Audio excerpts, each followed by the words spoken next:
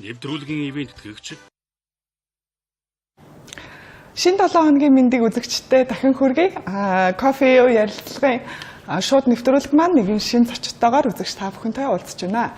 Энэ өглөө бидэнтэй ярилцлагаар хуульч өмгөөлөгч болорчулан студид маань хүрэлцэн ирээд байна. Танд энэ өглөөний мэндийг хүргэе. Баярлалаа, өглөөний мэнд хүргэе. За хоёлаа ярилцлага халуун кофе цагаар хачуулъя. За, ирсэн зочиндоо өглөөний мэнд хүргэе. Бас гадаа өглөөний мэнд хүргэе. Тэгээд ирсэн зочдоо бид бас өглөө сайхан уух зүйлээр дайлдаг боломжтой байгаа. Тэгээд бид бүхний сонголтод бас Monsoons компанийн инхчин эрүүл мэндийн цай болон кофе. Та ирээ явах уу? Кофе цай юу? За би бас цай ууя. За солонгон маань кофе цай аягалж байгаа хооронд хоёлаа яриагаа эхлүүлж байгаа тийм ээ. За Монголын хуульчдын холбооны гишүүн өмгөөлөгч манад өнөөдөр зочноор өргөцсөн байгаа тийм. Тэгээ хоёлаа ярилцлага яг өнөөдрийн яг танаас салбарын өнөөгийн чиг хандлага, өнөөгийн байдлын талаар яриагаа эхлэе гэж бодож байна. За баярлалаа. За миний би их бол боловсруулан өмгөөлөгч юм байна. Миний ажил мэргэжил бол. За өнөөгийн байдал гэвэл Монголын хуульчид 2013 онд хуульчийн эрх зүйн байдлын тухай хууль гэж хуультай болсон. За энэ хуулийн дагуу бидний үйл ажиллагаа, бидний эрх зүйн байдал, чиг хариу үүрэг хариуцлагын асуудал энэ хуулиар бүгд зохицуулагдж байгаа гэсэн. За тодруулах юм бол энэ ямар өөрчлөлт шинжилэлт явагдсан гэхээр зүгээр өөрчлөлт биш бүр шинжилэлт явагдсан л доо. Энэ шинжилэлтийн гол өөрчлөлт юу байсан гэхээр хуульчийн сонгон шалгаруулах тухай хуулийн дагуу хуульч гэдэг цолтой болсон хүмүүс нэгдээд нэг холбооны гишүүд болсон явдал. За үүнд хуульч гэдэг эрхэм цолыг авсан хүмүүс цаашаа үргэлжлээд өмгөөлөгч, прокурор, шүүгч алин ч хийх боломжтой гэсэн үг. Одоо ийм ажил мэргэжил эрхэлж байгаа бүх хуульчид нь нэг холбооны гишүүд болсон гэсэн. За ийхүү гишүүн нэг холбоонд нэгдэж байгаа явдал юутай холбоотой гэхээр хараат бус ажиллах боломжоо бүрдүүлсэн гэсэн үг. Яагаад ийм боломжийг бүрдүүлж байгаа юм бэ гэхээр өөрөө өөрсдөө удирдах. Тийм нэгэн аль нэг төрийн байгууллагын оролцоогүйгээр үйл ажиллагаа явуулах. Ингэснээр хуульч гэдэг энэ хүний эрх шударга усны төлөө ажилладаг хүмүүсийн хувьд юу яах ёстой? Хамгийн гол нь өөрийнхөө мэргэжлийн хэмжээнд ажиллах ёстой гэсэн. Тэгэхгүй бол хэн нэгний нөлөөгөөс бид ангид байлгахын зорилготой байгуулсан гэсэн. Хамгийн том одоо онцлог нь бол энэ байна. Тэгээ үүнээс хойш бид нэр 4 жил болж байна. Энэ хугацаанд өөрөөсдийнхөө удирдлагыг сонгох хэрэгтэй. Бидний төлөөлөл ажиллах, ерөнхийлөгчөө сонгох хэрэгтэй. Ерөнхийлөгч нь зөвхөн 2 жилд ажиллаж байна. Тэгээд дахиж сонгох бас ирэх байхгүй. За цаашлах юм бол сонгон шалгаруулалт гэж хамгийн гол зүйл байна.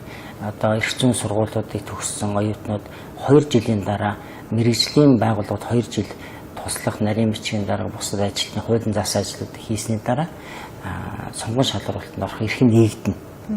Нээгдээд тухайн шалгалтанд орж чадаад тэнцвэл тэгээд өмгөөлөгчийн ажлыг сонгож хийж болно. Цаашлбал явсараад шүүгч прокурор руу ажилд орох боломжтой л гэсэн. За хуульчтай холбоо маань бас байгуулагдаад 4 жил болсон гэж байна тийм. Хуульчтай холбооны гишүүд маань ямар ажил үүрэг гүйцэтгэдэг юм нийгэмд яг юу хийдэг юм? Хуульч хүн гэж юу яг ямар хүн бэ? Хуульч гэдэг бол одоо юунаас гол нь хэлэх ёстой вэ гэхээр энд бол бид эрх зүйт нийгэмд амьдарч байгаа холбоотой. Өмнө нь бид нэр арай өөр нийгэм байсан. 1992 оны шинэ үндсэн хуулиас эхлээд бид эрх зүйт нийгмээр тодорхойлцсон. Бид эрх зүй хууль захирагдаж амьдарна. Түүний мөрдөж ажиллах нь хамгийн чухал гэж үзсэн. За тэгэхээр бидний үйл ажиллагаа тэр эрх зүй хуулийг тайлбарлах, зөв хэрэгжүүлэх, хуулийнхаа дагуу яаж зөв амьдрахад бид туслах зорилготой гэсэн. За нөгөө талаар хуульч гэдэг бол ерөөсөн нийгэмд ингээд шударга ёс гэдэг нэг зүйл байгаа шүү. Хамгийн хүмүүсийн бүх олон хүмүүсийн хамгийн зөв гэсэн зүйлийг ер нь шударган шүү дээ. Тэр шударга ёсыг бид хамгаалах үүрэгтэй. Тий. Энд дээр зөв шийдвэрээ гаргах хэрэгтэй. Шүүхийн одоо хин нэгэн таны ч миний ч юм уу хувь хүний нэг асуудлыг шүүх шийддэг шүү дээ. Шүүхийн шийдвэр гардаг тийм ээ. Тэгэхэд тэрийг бид нэр шийдвэрлэхэд оролцсон гэдэг чинь шударга ёс тогтоож байна л гэж үзсэн. Ер нь хүмүүсийн харилцааг зохицуулагч гэсэн үг дээ. Энгийнээр бол. Энгийнээр яг байна. Хуулийн салбарт яг үйл ажиллагаа явуулж байгаа хуульч өмгөөлөгч маань нэг данстай болж байна гэж бас ойлгоод байгаа л да. Танай яг холбоонд өнөөдөр хичнээн хуульч өмгөөлөгчд гишүүнээр. Зүйтэй.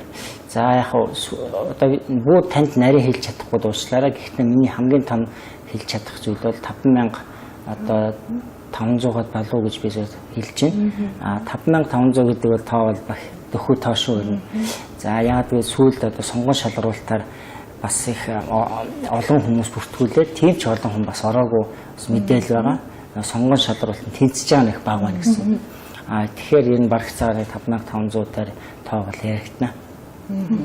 Асуултын олон гишүүнтэй юм биш үү? Тэгээ сонгон шалгаруулалт бас явагдаад нэлээд олон хүн тэнцээгүйхээ бас шалгаруулалт маань бас хүнд явагддаг юм тийм. Энэ сонгон шалгаруулалтын хамгийн гол цөм учир нь юу гэхээр за бидний игнэнд орж ирж орох хүмүүсийг сонгож штэ. Сонгон шалгаруулалт тэгэхээр их одоо юу гэж хэлэх вэ? Хатууч гэх юм уу хариуцлагатай сайн явагдаж байгаа чинь өөрөө бид нийгэмд шинэ хуульчдыг төрүүлэхдээ хариуцлагатай хандж байна гэсэн үг. Та бүхэн эргээд та бүхэнд үйлчлэх ёстой, шудраг усанд оролцох ёстой хуульч хүмүүс ч өөрсдөө хүн болгон байхаас илүү хүсэл тэмүүлэлтэй чадварлаг үнэхээр өөрийгөө бэлдсэн зорьсон хүмүүсийн шалгалтанд тэнцэж. Шалгалтанд тэгтээ бүр оролцож байгаа тэр хүмүүсийн тоон бол нэлээд их шүү. Нэлээд их.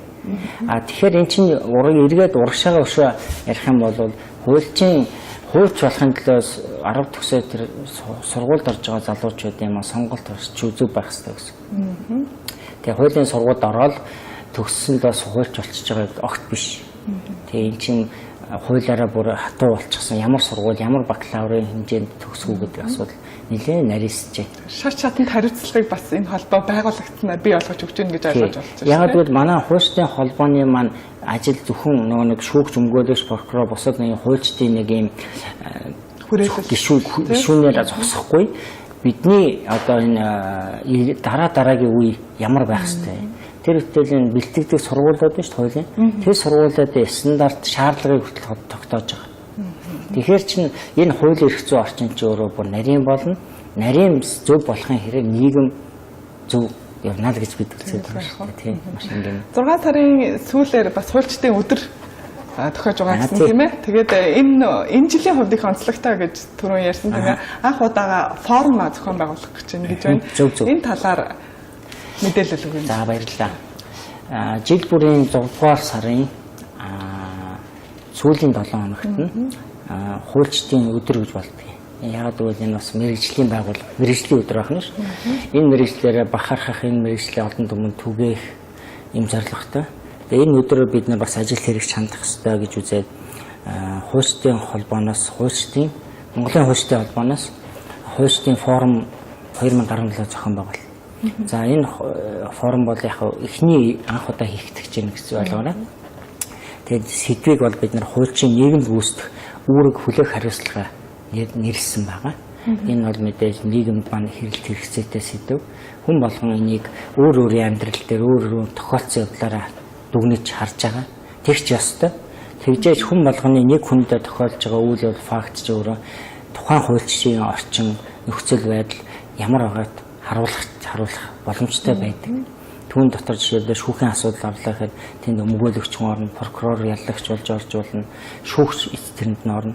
Тэгэхээр энэ болгон дээр хуульчийн тэр ажиллагаа, зохион байгуулалт, харилцаа, дээрээс нь ур чадвар, тэр гаргаж байгаа эцсийн шийдвэрийн үр нөлөө энэ болгоныг харах боломжтой учраас бид нэр аливаа юм дээр хариуцлагатай хандхаас өөр аргагүй л гэсэн үг хэлэх гээд байна. Форум маань ягаад өнгөрсөн жилүүдэд бас холбоо маань байгуулагчаа зохион байгуулагддаг юм бол энэ жил магадгүй бас форумыг зохион байгуулах гэсэн нэг нийгмийн нөхцөл байдал бүрэлдсэн болов уу? Яг айхтар нөхцөл байдал форумыг энэ жил хийж байгаа нь өмнө бид нэр хуульчдын холбоогоо тохируулах шинээр байгуулсан учраас зэгцлэх ажлууд маш их байсан. Тэгээ тэр ажлууд нэлээд зэгцэртлээ. Одоо бид нар бас одоо 2 дугаарт энэ нөхцөл байдал яаж яах вэ? Жишээлбэл Монгол улсын хамгийн том хууль болох үндсэн хуулийн өөрчлөлт шинжилгээ яригдаад байна.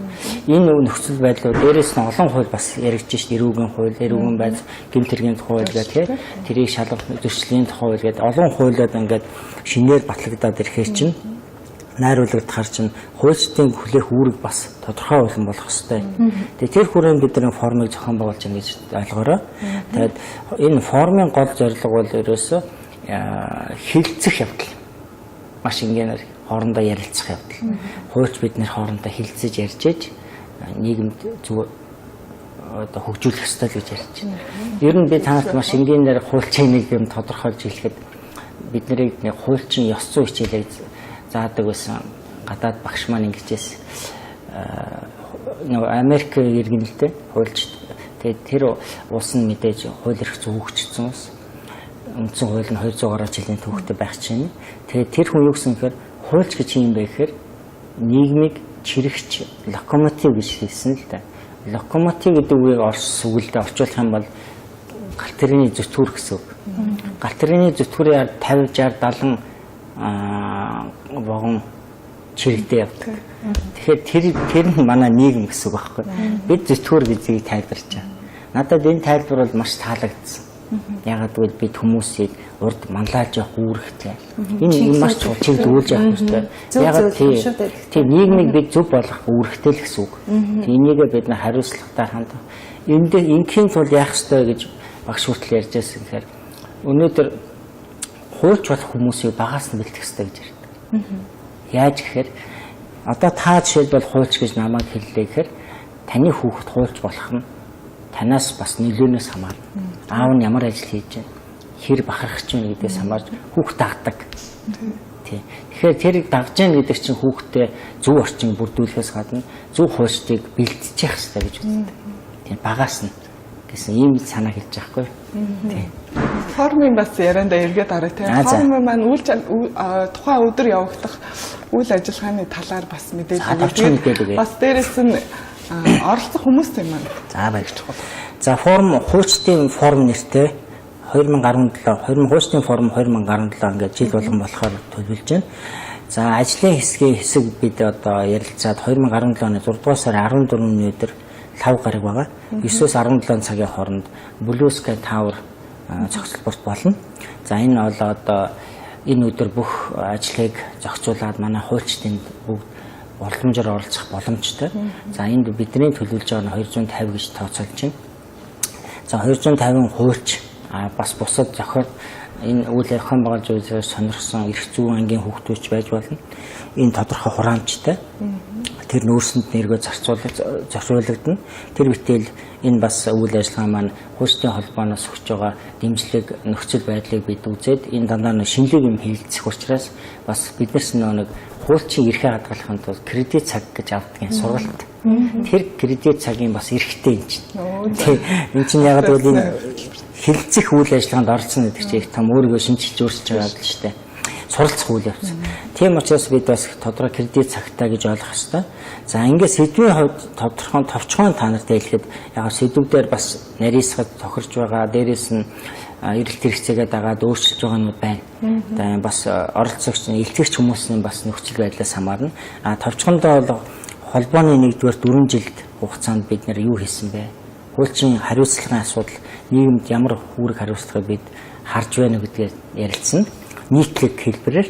За тэгээд цаашлах юм бол харин хэсэгчлээд үндсэн хуулийн шинжилгээний асуудал, эрүүл эрх зүйн шинжилгээний асуудал яригдана. За мөн эрүүл байцаан шийдэх асуудлууд хэрхэн одоо хэрэгжих талаар ярилцсан. За тэгээд энэ хөдөлмөрийн эрх зүйн бас шинжилгээний асуудал нэлээд одоо яригдж байгаа. Энийг бас бид нар дотроо ярилцсан. Бидний энэ хилцэж ярилцах зүйл чинь хууль батлах парламент засгийн газрын хэмжээнд бид нар ч бас захиа болгож илгэн штэ. Тиймдээс хуульчд ингэж үзэж ин шүү гэдэг тийм. За тэгээд дээрэс нь хуулийн цэг үйлчлэгийг бид нэр ямар чанартай зохион байгуулах хэрэгтэй вэ? Одоо өмгөөлөгч гэдэг хүмүүс шүү. Эдгээр хэрхэн зохион байгуулах хэрэгтэй? Тэр хүмүүс одоо та жишээлбэл үйлчлэл авлаа гэхээр танд бүх зүйл яаж зөв дэс дараатай зохион байгуулалтаа байвал зохилтой юм. Мэдлэгт чинь туслах зорилготой мэдээллийг одоо мэргэжлийн үйлчлэгээний төвшнгөө тодорхойлж гаргана гэсэн үг. За тэгээ ер нь хөрөнгө оруулалттай холбоотой. Өөрөөр хэлбэл энэ хуульчид Монголын хуульч зүйн орчинд гадаадын хуульчид бас ажилладаг. Энэ нөхцөл байдал дээр одоо хэрхэн зөв явж байна? Энийг юуг засах зөв зохилтой, юу зөрчилдөд байна гэдэг дээр бас ярилцах юм зүйл байна. Ер нь тавчхандаа сэдв бол юм. Илтгэгчийн тухайд.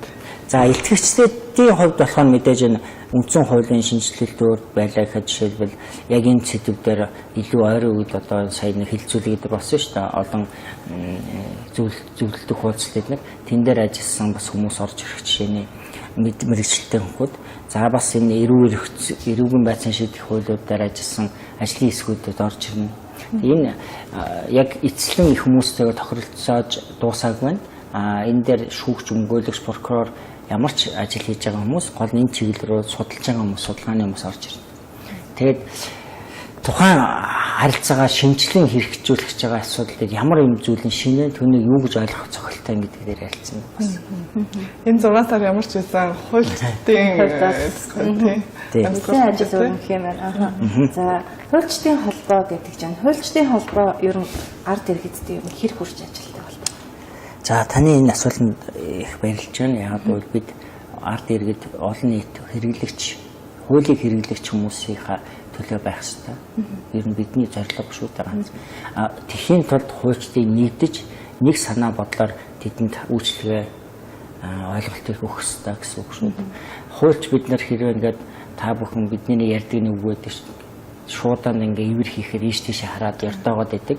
Тэрийн шиг хийш тийшээ хараад яртаагаад байх юм бол хуульчдад тэнч итгэхгүй. Тийм. Нэг нь өөр юм яриад байна. Гэтэл бидний үндсэн санаа, концепц одоо юу гэдэг вэ гэхээр бид ганцхан хуулийг хэрэглэдэг. За жишээлбэл нэг хүний эрх одоо асуудлыг шийдэхдээ шүүхэд 3 мэргэжилтэн орж ирж байна хуулийн. Шүүгч, өмгөөлөгч, прокурор 3 тал сууж шүү дээ. Та харж байна. Яг мэтгэлцдэг нь өмгөөлөгч, прокурор хоёр. Тэр хоёрын мэтгэлцээний дундаа шийдвэр гаргадаг шүүгч. Энэ гуруулаа нэг хуулийг барьж хэрэглэнэ. Одоо эрүүгийн хууль барьдаг ч юм уу тий.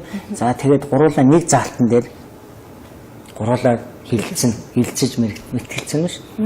Түүнийг нь сонсож байгаа эцлэн шийдэж байгаа шүүгч болохоор мөн тэр хуулиа баримтлан зөв шийдвэр гаргах юм байна. Тухайн үйл явдал болгоныг зөв шийдэх ёстой болж. За тэгэхээр энэ болгоныг яаж хэрхэн зөв олон нийтийн эрх ашигыг хүндэтгсэн дээрээс нь нийтлэг эрхийг хүндэтгсэн гэж бид ярьдаг юм. Ингэснээр хүндэтгсэн юм зөв шийдвэр гаргаж байна гэдэг чинь бидний хувьд нэг шудраг усыг тогтоогоод байна гэсэн. Таач тэр нийгэмд амьдрахдаа шудраг байж чадах юм бол өнөөдөр нийгмээ сайхан үнэлнэ, зөв гэж үнэлнэ. За хэрэг бид нэр жижигхэн жишгээр яриа л да. Бидний одоо маш энгийнээр одоо хууль дүрмээ өөрчлөх асуудал талаас ярих юм бол замын хөдөлгөөний одоо асуудал байна. Замын хөдөлгөөнд оролцогч бид нар бүгдийн дүрмээр зохицуулдаг. Явган зорчигч намайг ч гэсэн. Тэгээ гарцаараа та зөвхөн ногоон гэрлээр гарцаар гарах би зөвхөн хэлэхгүй ш. Хэрэг зохицуулалтаа зөвхөн ногооноор гарах. Яагаад энийг жишээл татж яах нөхөр магадгүй гарцаар гарч байгаа явган зорчигч гарцаараа гараад байгаа боловч ногоон гэрлээ гараагүй бол хаана гарах юм бол тэгээд магадгүй мөргүүлэх юм бол 100% өөрөх юм бор. Гичнээ хохирол амсан ч өөрөх юм бор. Яагаад ийм хатуу юм шиг үгэлж байгаа нөхөр хатуу буюу зөв байгаа явдлыг л хууль гэж хэлнэ шүү дээ. Хэрэг тэр хүн төвчээртэй ногоон гэрлээр гараад хэрэг тэр ногоон гэрлээ гарч байгаа тарин мөргүүлэх хохирох юм бол хэний буруу байх вэ гэдэг асуудал ярих. Тэгэхээр энэ болгон чинь миний ярьж байгаа жижигхэн жишээ болгон чинь өөрөө хувь хүн болгон нийтлэг нийгмийн гишүүд болгонд хамааралтай. Тэгэхээр би танд одоо нэг хэлэх гээд байгаа хамгийн чухал зүйл нь хуульч бид нар нийтлэг эрх ашиг сонирхолтой. Тэр нэг ингэж үү? Тэр бол шударгаас хараат ус байдал нууц хадгалах гэсэн юм үндсэн гол зарчмууд байдаг. Тэгээ шударга байх нь бид нар шударга байна гэдэг нь хуульдаа захирагдахаас эхэлнэ шүү дээ. Хуулиа зүмөрлөж байгаа шударга байж чадна шүү дээ. Хуулийнхаа дагуулвал болчихно. За дээрэс нь хараат тусаа гэдэг нь бидэнд мэтгэж байгаа та нарын хүсэл эрмэлзэл авах гэж байгаа үйлчлэгээ бид нар шударга биш хин нэгний дарамт шалтгүйгээр зөв хэрэгжүүлж мэргэжлийн байж чадах юм бол хараат тус болчих. Тий. Зөвхөн үйлчлүүлэгчдэд одоо жишээлбэл та миний үйлчлүүлэгч таны хүсэлд нийцүүлж би зөвхөн таны шаардлагад би нийцүүлж ажиллахгүй. Таны хүсэл байна. Гэхдээ таны хүсэл яг уу хязгаарлагддаг нэг юм байгаа. Энэ бол хууль. Бусдын эрх гэж бас байна. Бусдын эрхээр хязгаарлагдана. Тэгэхээр тэрний чинь нийцүүлээд хууль нийцүүлээд таны төлөө би мэргэжлийн ажлыг хийнэ гэсэн үг. Анх өмгөөлөгч жишээлбэл болчоод би яаж сайн өгөөлөгч болох вэ гэдгийг бодож илээ. Тэгээд явж нэг арга болсон. Яг үйлчлүүлэгчгээ би шаналх хэрэгтэй мэн гэж бодохгүй. Яаж бүтэхгүй тэр нь. Ягаад гэвэл би шаналж болохгүй байхгүй. Тэгээд одоо шилбэл үйлчлүүлэгчгээ шаналх юм бол яг адилхан болчихно. Тэгэхээр үйлчлүүлэгч надаас юу хүсэх вэ гэхээр ганцхан надаас мэрэгчлэлтний ажлыг хүсэж байгаа байхгүй. Би тэр хүн мэрэгжлийн чиг үүрэг үзүүлэх хэрэгтэй тусламж. Тэгтэл нөгөө өөрсгөн байгаад байх юм бол адилтай адил болчих шүү дээ. Тэгэхээр хуульч мэрэгчлэнүүд яах вэ? Мэрэгчлэн шиг л байх хэрэгтэй. Дагаж явах болохгүй. Тэр хүний хүсэж байгаа зүйлийг сайн сонсно. Харин хариуд нь сайн тайлбарлаж өгөх хэрэгтэй. Боломжийг нээж өгөх хэрэгтэй. Харуулах хэрэгтэй. Инээс цааш та боломжгүй гэдгийг ойлгуулах хэрэгтэй. Тийм. Энийг л хэлж байгаа юм л да. Нууцыг хадгалах гэж нэг зарчмыг эцэснэ гэх юм бол хүн болгон нууцтай. Байгууллага болгон нууцтай. Төр хүртэл нууцтай. Тэгээ энэ гурван чиглэлээр манай улсын хуулиуд үйлчилж байгаа. Төрийн нууц, хувь хүний нууц. Тэр болгон тэрийг би яагаад гэвэл мэрэгжлийн хавцад мэдэх үүрэгтэй эрхтэй байдаг байхгүй. Тэрийг мэдсэн чинь яах вэ? Миний тархинд олон хүний нууц мэдээлэл байна шүү дээ.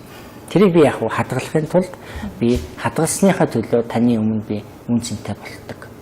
Өнөөдөр өмгөөлөгчийн ингээд үнэлэх, цэгнэх нэг ажлын хөөс авдаг шүү дээ. Мэдээж үйлчлэн чинь тэр нь тэд байна, үнэтэй байна гэдэг ойлголт ус байж болно. Гэхдээ явж тэр үнэлгээг юунд тэр түшгэлж гаргадаг вэ гэхээр тэр хүмүүний хүсэл зориг тэр нууцыг хадгалсны төлөө авдаг. Ер нь би таны нууцыг мэдлээгүй би насан туршдаа гаргадаг. Нэг хүн танд үйлчилсэн бол таны эсрэг би хизээч орохгүй.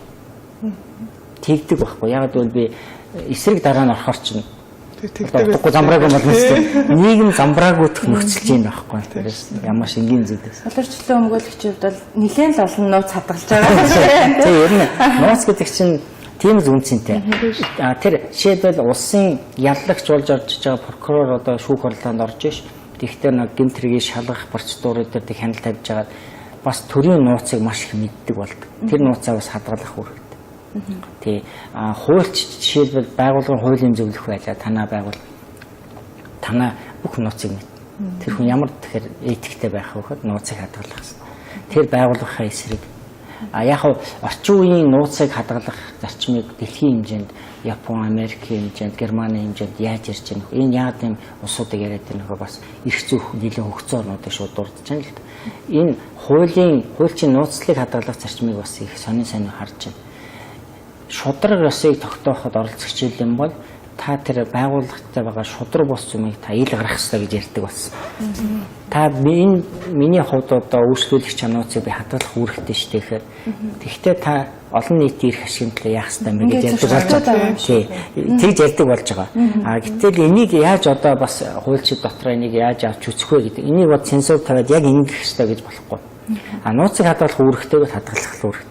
Хэрэг тэр нь таны хувьд тийм таны яг хуульч хүний нэг яс суртахуун ёс зүйтэй нийцэхгүй хуульд үнэхээр цаана олон хүний ярих шиг хөндөгдөхгүйтэй та тэрийг нээж одоо ил гаргаж болно гэдэг үг хэрэгэлдэг болж болно.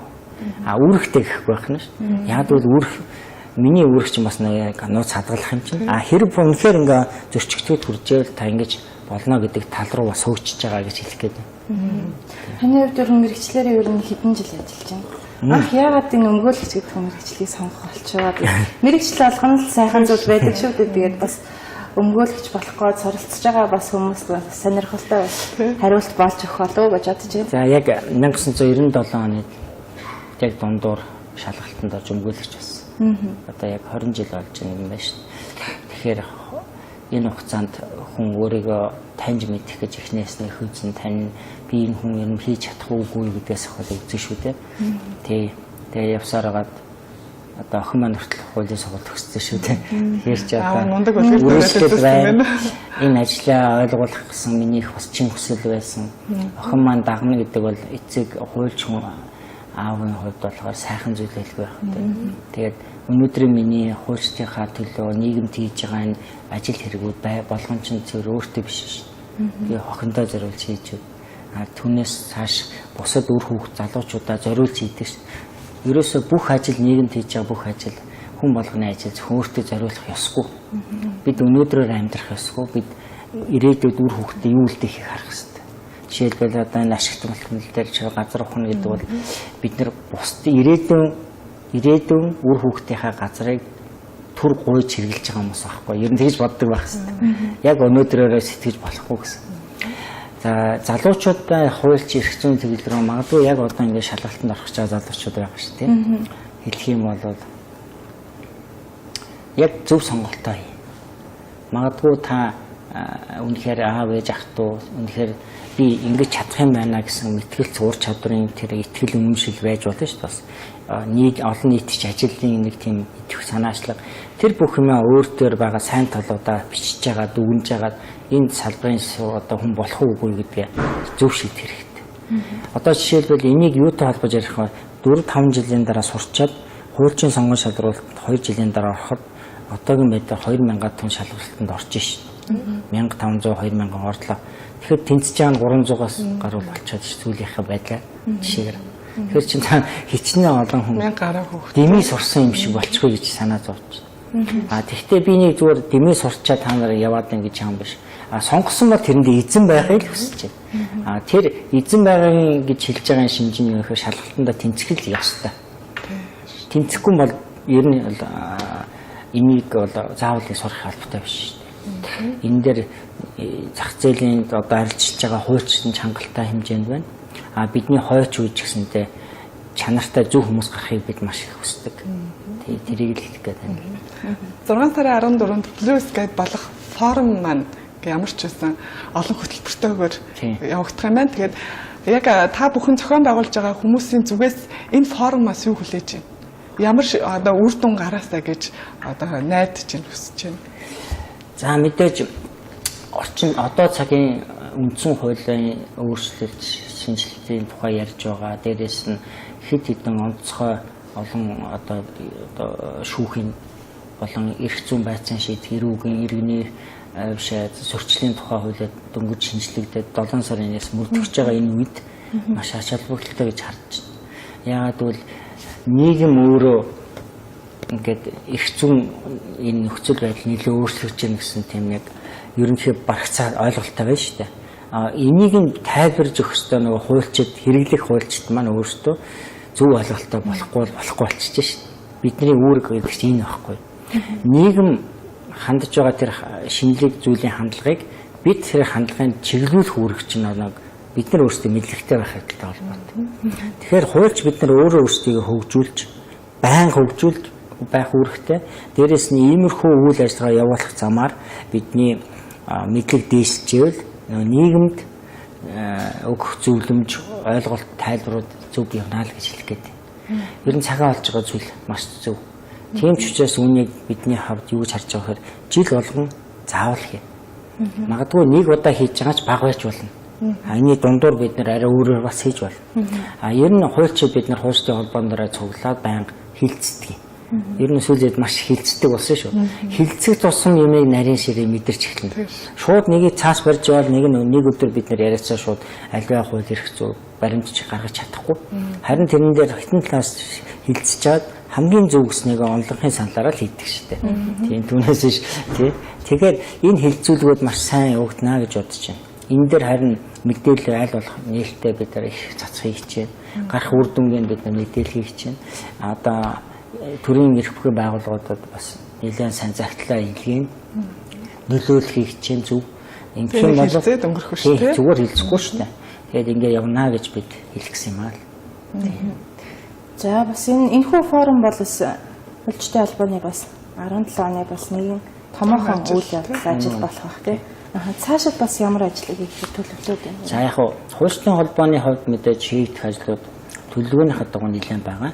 Миний хувьд яг холбоонд гишүүний хувьд зохиургуудыг хүлээн ажилладаг. Яг холбооны өдөр тутмын тэр аппаратын ажиллагааг хийдэг хүн биш. Миний мэдэх цустай хамгийн чухал зүйл бол энэ жил манай нэг онцлог байгаа. 4 жил болж байгаа гэдэг чинь манай их хурл, ээлжид их хурл. Тийм. Хуульчдын холбооны хамгийн том хурл, их барих байгууллага нь их хурл. Энэ гишүүдийн хуралд нийт гишүүн одоо 5500 бол тэрний 10% нь ордог. 10% нь яаж ордог вэ гэхээр сонгуулиор орно. Өөрөөр хэлбэл хамгийн одоо нэр дэвшилт явагдаад тэр нь интернетээр явагдчихжээ. Онлайнаар. Тэгээд одоо хин ямар одоо хин хэнийг дэмжиж хин хамгийн их онлайн санал авснууд нь дистрагаараа гараад ингээ явсаар хагаад 10% таслаад тэгээд тэр хүмүүс нь энэ дотроо мэдээж яг чиг үүргээрээ бас хуваагдана. Өөрөөр хэлбэл шүүгч өмгөөлөгчдийн хэсгүүд нэгэ тусдаа нэр дэвшилт явагдаад тэдгээр нь хамгийн их одоо энэ төрлийн ажил хийж байгаа жишээлбэл өмгөөлөгчдийн хэсэг нь хамгийн их олон квотыг авах жишээ тийм. Өөр одоо мэргэжлийн бусад манай нөхдөд маань бас тодорхой хувийг аваад ингээд хурлаа хийдэг. За энэ хурлаар юу хэлцдэг вэ гэхээр нэгдүгээрт хийсэн ажлын дүгнэлтэж тайлангаа хэлцэж зөв буруугаа ярилцсан шүү дээ. Дээрээс нь одоо манай сонгуульт ажил Монголын хуульчдын холбооны ерөнхийлөгч 2 жил ажилладаг зөвхөн. Тэр хүн дахин сонгогдох хэрэг байхгүй. Тэр сонгогдох нэ. Энэ хугацаанд хүн 2 жилийн хугацаанд ажиллаж амжих юм уу гэж хүмүүс бодно. Зөв. Гэхдээ амжуулах үүрэг зохион байгуулалтаас бүх юмар. Ер нь уламжлагдсан зөв ажлуудыг хийгээд дамжуулаад сайжруулад шинээр сэтгэе явахд чинь хугацааг зүгээр ш болно. За ингээд яг энийг өмнөх одоо энэ хуулийн дээр нэмэлт оруулах эсвэл дүрм дээр бас нэмэлт оруулах уу гэдгээ бас шийднэ. Энэ хугацаанд хэн хамгийн сайн одоо өмгөөл холбооны ерөнхийлөгчөөр ажиллах бас ирээдүйн хэн байж болох уу гэдгээ бас зөвлөлдөнө. Тийм нэр хүндтэй хүлээн зөвшөөрөгдөх үйц туршлагатай ийм хүн байхыг талаас анхаардаг. Манай ерөнхийлөгч гүмбөлөг манай одоогийн ерөнхийлөгч маань 2 дахь ерөнхийлөгч маань шүү дээ. Яг 4 жил ажиллаж тийм. За ийм нэг том ажил байгаа. За тэгээ мэдээж өдөр тутам сар тутмын ажлууд дотор жишээлбэл тэр нөө иргэдэд зориулсан мэдээллийг түгээх хүртээх. За тэгээ дээрээс нь сургалтууд явагдана. Хуульчдын давтан сургалт, үргэлжлсэн сургалт гэж нэрхтэр юм шүү дээ. Тодорхой хэмжээний кредит хангасан байх үүрэгтэй гэдэг. Бид чинь яг гишүүн хүний хувьд хүлээдэх хамгийн чухал 2 үүрэг бол кредит цагийнхаа сургалтанд хамрагдсан байх ёстой, татвараа төссөн байх ёстой. За тэгээд дээрэс нь мэдээ холбооны ажлыг дэмжин бие чинь заавал оролцох ёстой. Түрүүн та нөгөө иргэд гэдэл ярьж байна л да тийм. Манай бас зарим иргэд мэдээлэл өгөөсөө болоод ч тийм юм уу хуульч өмгөөлчтэй итгэл бас жоохон цул байгаа юм шиг зарим зүйл дээр анзаарэгддэг. Энэ юутай бас юутай холбоотой юм. Бас нөгөө хууль баталдаг тэгээ цаасан дээр одоо байхаас амьдрал дээр бараг хэрэгжихгүй юм ч гэдэг юм уу тийм иймэрхүү бас иргэдийн донд яриануд байдаг л та. За эхнээс нь хариул сүүлээс нь хариул гэж болох уу тийм. Итгэл биш хэрэгжихгүй байна тухайсан. За яг хуулийг бид хуульч бие хүний хувьд хариулах юм бол манай ихэнх хуульччин гэж үзнэ. Юу гэж хэлэх юм бол хэрэг биелүүлэх үүргээ бид нэр хэрэгжүүлдэг байхгүй. Иргэн хүний хувьд одоо бие байлаа, та байлаа. Ерөнхийдөө хэрэгжихгүй юм чинь Монголын хувьд 3 хоногт юм чин гэдэг юм хандлага өөрчлөхгүй бол хизээч өөрчлөлт орохгүй. За одоо 3 хоногт хэрэгжүүлнэ гэдэг нь биднээс өөрсдөө хамаардаг. Иргэд өөрсдөө 3 хоногт хэрэгжүүлээд болоод байгаа нь өөрсдөө буруу. Тэр баталж байгаа хууль нь бол зөв. За мэдээж алдаа оноотой дутууд улам хийсэн байж болохыг үгүйсэхгүй. Яг ихтэй хөвчлэн хууль зөв гардаг.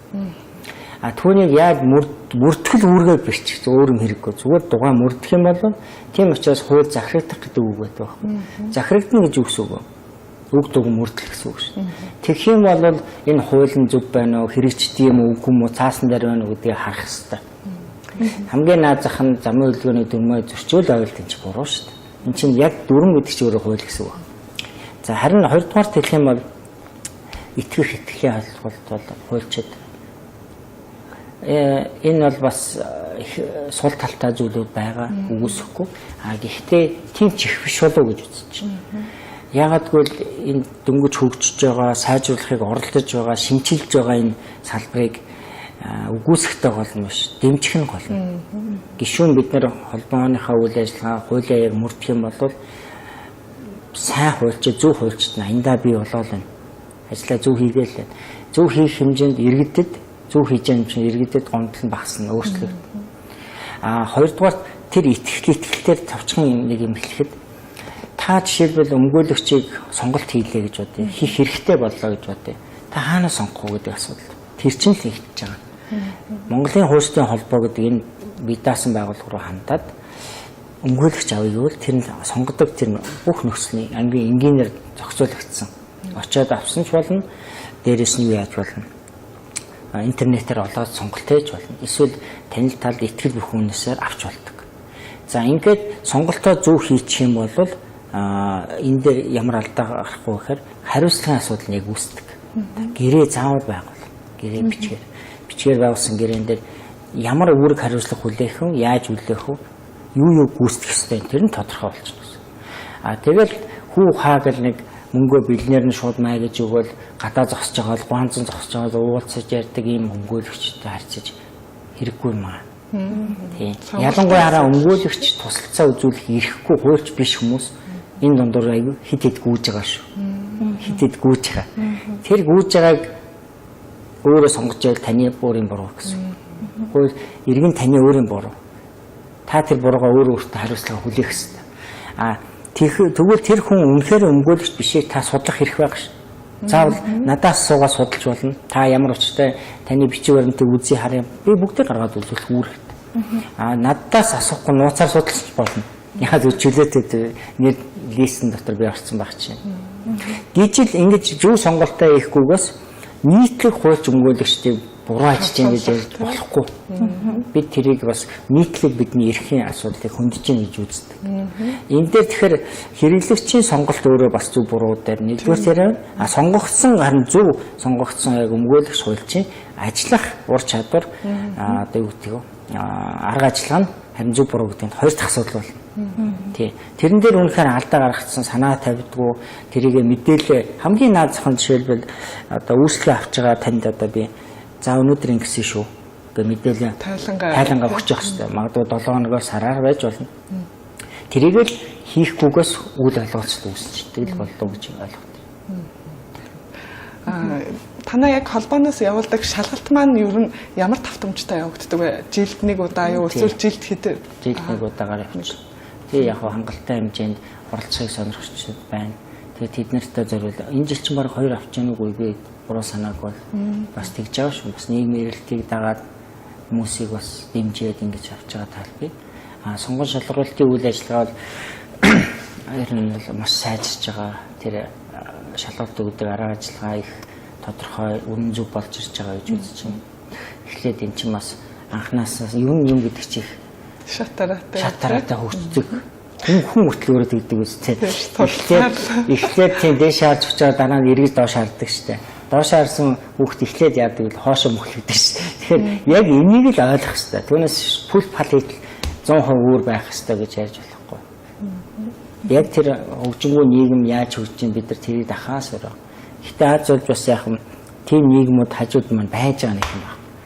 Яах тэр хугацаа зарцуулаад алдаад хүлээгээд байхгүй шүү дээ тий. Яг тийм байгаа байхгүй. Одоо жишээлбэл тэр хөгжингүү орны хуульчдын баримталж байгаа ёс суртахуун ёс зүйн асуудлыг бид өнөөдөр энэ буулгад ярьж болж шүү. Яг тэр гом шүү гэх тий. Яг тэр алдаа оноо ёс суртахууны асуудлыг бид энд ярина гэдэг чинь та нар яагаад тэр хөгцөөр юм яриад байгаа гэж үгүйсгэж болохгүй. Яагаад тэрийг бид нар ойлгох нь эхлээд эвтэйхэн болчих. Туршлага байна шүү дээ. Тэрийг яг эхний удаа ойлгохгүй ч болно дараа жил нь ойлгочих болно шүү. Тэгэхээр нөгөө хурдтай хөгжих боломж байна л гэсэн.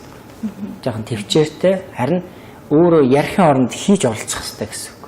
Тэрэнд нийгмийн гишүүд зөв дэмжиж зөв ярьж зөв хийж оролцох хэрэгтэй л гэсэн үг л гэсэн.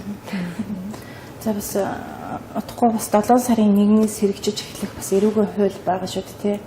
Ер нь энэ хууль хэрэгжиж эхлэснээр нийгэмд ямар өөрчлөлт гарах юм? Ер нь таны хувьд ер нь хэр зөв зөвтэй хууль батлагдсан гэж бодож байгаа юм? Яг мэдээж эрүүгийн эрх зүйн том шинжилэл гэж бол үзэн. Тэгээ эрх зүйн том шинжилэл үзэх яг уу. За дээрэс нь эн чинь бас тодорхой юм үйлчлэл цаг хугацаагаар бас болохоор хийгддэг зүйл. Жишээлбэл өмнөх хууль 2002 оны хууль байдаг.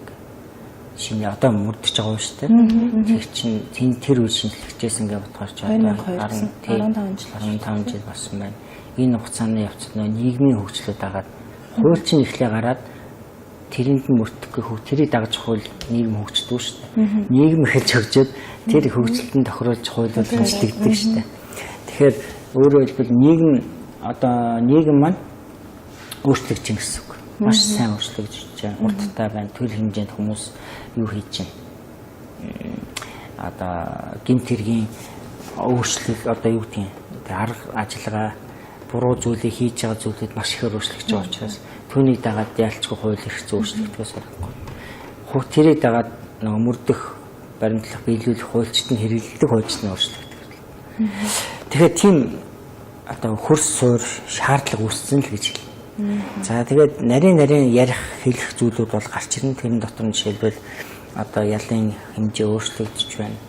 Одоо жишээлбэл цаазаараа хуяал гэдэг юм энд орсонгүй гэж байхгүй. Эн чинь бас өөрчлөлт шүү. Манайх одоогийн яг үйлчилж байгаа хуулийн дээр ч юм болохоор ингээд цаазаараа байлтаа боловч түүнийг бас төлж үүсчээд байгаа нөхцөл байдал үүсээд байгаа чинь хүний нийгмийн тод жишээ эрх чөлөө хүндэтгсэн явдал мөн ингэж л бид өөрчлөгдөх ёстой. Тэгэхээр энэ таны асууснаар бол энэ хуулиуд бол өөрчлөх шаардлага байсан. Хийх ёстой. Одоо эвнийгээ дагсан харин иргэдийн боловсролыг дээшлүүлэх ёстой болов уу гэж харж байна. Тий. Эрүүгийн эрх зүй жишээлбэл ярих юм бол энэ бол гэмтэргийн тухай ойлголт, гэмтэргийн тухай юм шүү дээ. Нийгмийн харилцаанд гарч байгаа хүний эрхийг зөрчиж байгаа зүйлүүд нь гэмтэрийг тооцогч байгаа юм. Тэгвэл тэр болгон гэмийг яавал та гэмтэрийг тооцогдох вэ? Та ингүүл гэмтэрхтэн болоо шүү гэж боловсрол олгох биш шүү. Харин та яавал зөв амьдрах уу? Яавал бус тэрхийг зөрчихгүй байх тухай заах хэлэх юм байна. Ер нь зөв амьдрал гэдэг чинь өөрөө амьдрч чадчихвэл ямар нэгэн асуудалд орохгүй. Зөв амьдраад байхад хажуунаас ингэж байвал яах вэ гэдэг нэг тийм сони асуултанд би их дургу миний хувьд. Яагаад дургу гэхээр тэгээд хин нэгэн хүн нөлөөлөл өстэй. Та гол нь зүгээр зүг байх хэрэгтэй байхгүй. Тэр нөлөөсөн нөхцөлд яг шийдэг аргууд чи нөлөөсөн нөхцөлд шийдвэрлэх боломжууд нь байгаа шүү дээ. Та өөрөө л зөв явцсан бол тэрэнд харамсах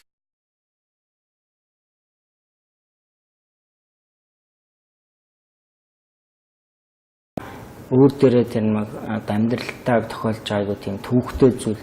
Тэгээд одоо яах юм? Тэгээд тэр хүн ирнэ гэд та бас одоо ингээд бас мөрөхгүй явах юм байна шин. Хэрэггүй зүгээр сайхан өөрөөрөө ихтэй зөв байхыг болж. Харин энийг хүн болгоо ингээд юм болгочвол бочно л гэсэн. Одоо нийгэм дээр энэ яаж бас гарч ирдэг нэг жишээ юм хаа. Олон хүмүүс гадаад оронд амьдарч ирчгээд гадаад орнд ийм биш. Бид гадаад оронд яг хойлоо мөрдөд ингээд яваад идэг. Ирэхээрээ би зөрчөөд байна гэж яриад. Гэхдээ та гадаад оронд очиод соёлыг сураад мэдсэн бол түүнийг энд хэрэгжүүлэх ёстой байхгүй. Түүнээс тэгээ бухимдаад одоо байгаа нөхцөлөө ингээд дэвргээд яаж болохгүй байхгүй. Би хоёр ч жолооч хүнтэй таараад асуухад. Гэхдээ би одоо тэгээ нэг энд мөрдөхгүй юм чи би ингээд мөрдөхгүй гэж ярьж байгаа. Буруу. Тэгвэл битгий шүүмжил. Эсвэл та өөрийгөө өөрчилсөн бол тэр өөрчлөлтөө бариад нийгэм өөрчлөх гэсэн үг шүү дээ. Тийм үү? Үлгэрт бариулах. Үлгэрт бариулах. Тэгээ бид нар бол хувь хүн болгон нийгэмд бас өөрийгөө харуулахаас гадна нэг хариуцлага хүлээж үзүүлж явах хэрэгтэй шүү. Гарцаар хүртэл ингээд харж байгаа хүмүүс гарцгүй газраар ингээд гүйвэл хүмүүс дагаал хойноос гүйгээл те. Энэ бол нэг хүний дагс инстинкт байхгүй. Тэгээ яагаад тэгэхээр гарц хоол байна. Тэгээ харахад бол нэг 5 6 алхаал гарц байгаа л байгаа байхгүй тий. Тэгээ ойрхон газраар яг чиглүүлэл машин голсоо газ гүйж хүүхд мөхтэй дагуулаа тий. Яг хүний нөө инстинкт юу гэдэг юм бэ наа дагах инстинкт. За нэвтрүүлэг маань бас өндөрлөг хугацаа төгсөн байна тий. Тэгээд солонго бит хоёрын асуугаагүй асуулт үлдсэн бол ярилцлага хаан зүйл харнаг танд үлдээ. За яг энэ ярилцсан сэдв бол хуульчдын форумын үйл ажиллагаа 2017 үйл ажиллагааг зөвхөн хуульчихгүй иргэн болгон маань анхааралтай ажиглаж юм сонсож бидний өгч байгаа мэдээллийг зөв ойлгохыг хичээгээсээ бид хичээж ажиллах болно. Хоёрдугаар хуульчдын холбооны үйл ажиллагаа маань цаашдаа улам хөгжих болно. Зөв хөгжиж байгаа.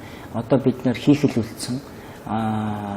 Учираас альва одоо бидний үндсэн гол зорилго гэж байгаа шудраг осыг тогтоох, иргэдийн эрх зүйд боловсролтод туслан дэмжлэг үзүүлдэг ажлаа улам сайжруулах болно гэдгийг хэлмээр байна. Тэгээд баярлалаа харин та нарыг дэмжиж байгаа их баярлалаа л гэж. За энэ өглөө бас бидний урилгыг хүлээн авч студид маань ирж үнтэй мэдээлэл өгсөн танд баярлалаа. Тэгээд ТV сав сэтгүүлийнхаа шинэ дугаарыг ажлын айлтгaalтай хамт хэлэг болгоо. Бас олон иргэдийг бас зөв зөвлөлд нь чиглүүлж өргөж манлайлж аваарай гэж энэ ажил Маш сайхан үг баярлалаа. За энэ өглөө бидэнтэй ярилцахаар хууль өмгөөлөгч болорч чулуун студид манд хүрэлцэн ирлээ. Энэ өглөөний кофе зэ ярилцлагын шууд нэвтрүүлэг ингээд өндөрлөж байна. Өдрийг сайхан өнгөрүүлээрэй.